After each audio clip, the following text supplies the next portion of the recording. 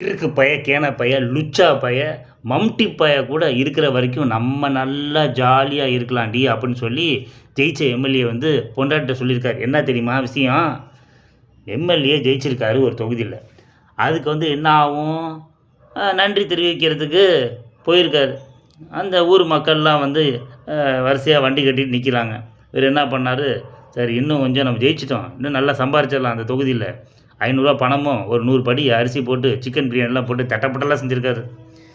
இவர் வந்து பாதி நேரம் வந்து தெருவுல வந்து காரில் வந்து நடந்து வந்து பந்தோபஸ்து மாதிரி வந்து உலாவியிருக்காரு. ஒரு கட்டத்தில் வந்து எம்எல்ஏவுடைய ஒப்பாட்டி ஃபோன் பண்ணி வாங்கங்க அப்படின்னு சொல்லி கூப்பிட்ருக்கு. இவர் என்ன பண்ணிட்டாரு, பாதியில் கண்டுட்டு பிஏட்ட சொல்லிட்டு, யோ பார்த்துக்க மற்றதெல்லாம் பார்த்து நல்லபடியாக பண்ணிவிட்டு எனக்கு ஃபோன் பண்ணு, எல்லா இதையும் முடிச்சுட்டு ஃபங்க்ஷன்லாம் முடிச்சுட்டு அப்படின்னு.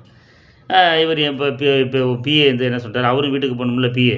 ஓ போதியா அவர் எம்எல்ஏ போயிட்டாருங்க, இருக்கிற கிழவனுங்க எல்லாம் கொடியை விடாமல் சும்மா இருங்கண்ணே, நாங்கள் வந்து பாத யாத்திரை மாதிரி நடக்கிறோம் ஊர் ஃபுல்லாக, அண்ணன் வந்து பிரியாணி செஞ்சுருக்காரு, இன்னும் பணம் கொடுத்துருக்கான்னு சொல்லி இவனுங்க மல்லு கட்டி நடந்துகிட்ருக்கானுங்க. இது எல்லாத்தையும் எம்எல்ஏ தண்ணி கிண்ணெலாம் அடிச்சுட்டு ஒப்பாட்டி இல்லைன்னா அது ஒரு ஒப்பாட்டியோ 2 ஒப்பாட்டிலாம் இல்லை, ஒரு 3 ஒப்பாட்டியாவது இருக்கும். எப்படி நைட்டுக்கு சொந்த வீட்டுக்கு தானே வரணும். வந்து பார்த்து வந்து இவர் வந்து வீட்டுக்கு வராரு போதையில்.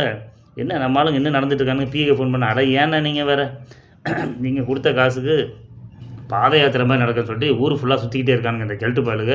இதை பார்த்துட்டு பொம்பளைங்களாம் நடந்துகிட்டு இருக்குதுங்க, கொடியை விட மாட்டேங்குதுங்க அப்படின்னு சொல்ல இவர் வந்து ஒரு பொண்டாட்டிக்கு ஃபோன் அடித்து, இந்த மாதிரி லூசு பயலுக கிறுக்கு பயல் இருக்கிற வரைக்கும் நமக்கு வந்து பிரச்சனை இல்லைடி, லாங் லைஃபுக்கு நீ எதுவும் கவலைப்படாத, உனக்கு என்ன சேரீ வேணுமா பட்டுப்புடவை வேணுமான்னு சொல்லி உனக்கு ஒரு பெரிய கிஃப்டாக உனக்கு தந்துடுறேன்டி, இவனுக்கு இருக்கிற வரைக்கும் நம்ம நல்லா வாழ்ந்துடலான்னு சொல்லி எம்எல்ஏ சொன்னாராம்.